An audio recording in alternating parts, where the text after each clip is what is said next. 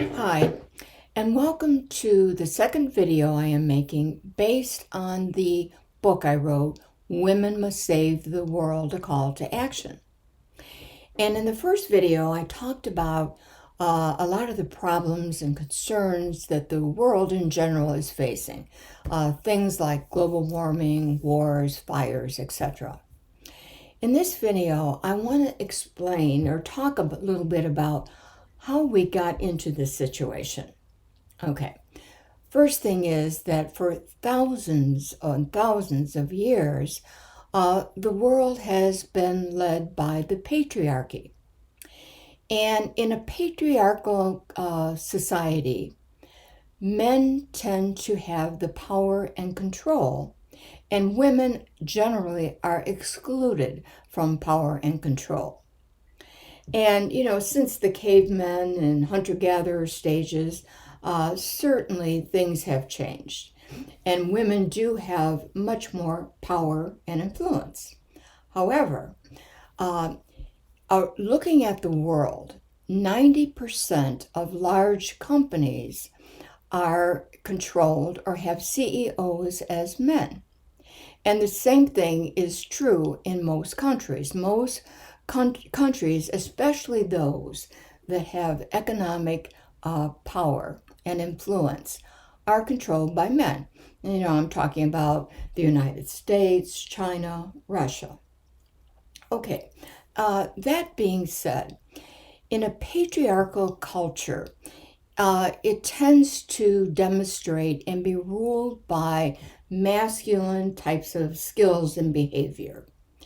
Things like rational thinking, analytical thinking, competitiveness, and aggressiveness.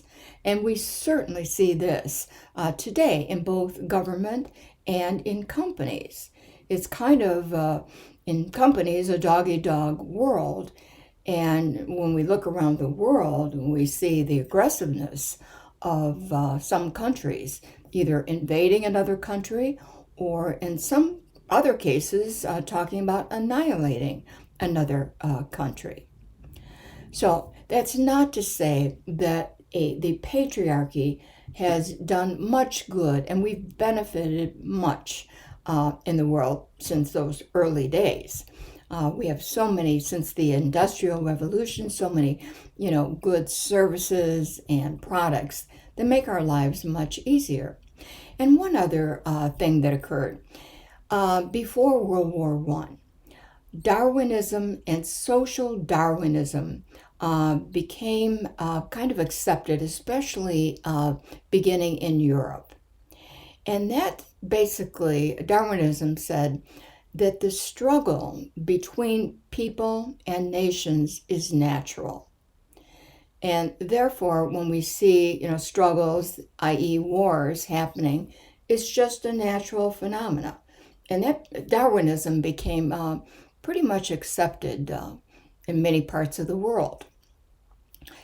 Now, my personal experience has been that when men get in control at those top jobs, government or in business, they want to hang on to that control.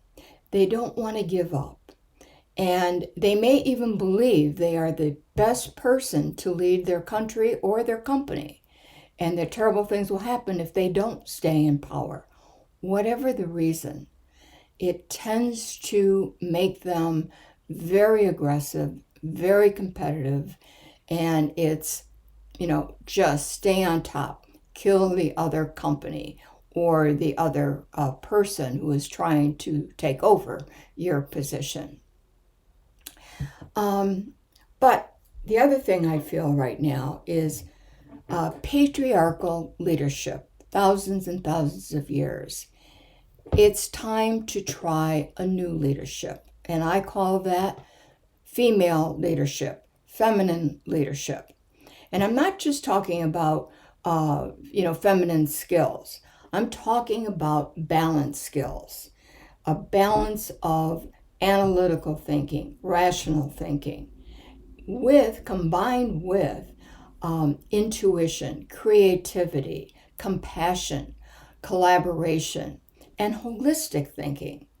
And many, many women have those balanced skills, which is why I said women must save the world, a call to action. And like I mentioned, I could have said feminine skills must save the world. And at the end of the day, I don't care if you're physically a man, a woman, a transgender, or whatever else. As long as you have those balanced skills, I believe that's the new kind of leadership we need to have in the world, both in companies and government, to get us out of the situation that we're in. So in the next video, I'm going to be talking about the kind of leadership that I think we need. And thanks for listening and watching, and I hope you'll watch my next video. Thank you.